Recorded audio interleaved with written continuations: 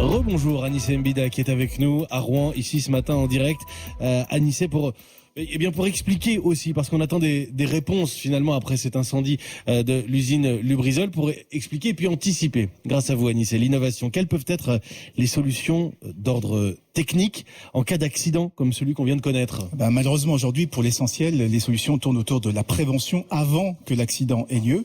On va par exemple utiliser des cuves spéciales avec des systèmes de confinement automatique. On va préférer des matériaux qui résistent à des fortes températures, à une pression maximale, tout ça évidemment pour éviter que des produits dangereux s'échappent.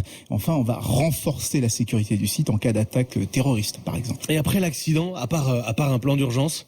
Là, c'est beaucoup plus compliqué parce que les solutions actuelles, elles ciblent uniquement des produits chimiques qui sont répandus en cas de catastrophe. Les plus répandus, par exemple les marées noires. Il existe des éponges ultra filtrantes qui n'absorbent que le pétrole. On peut aussi distribuer des petites pilules d'iode pour protéger la population en cas de radioactivité.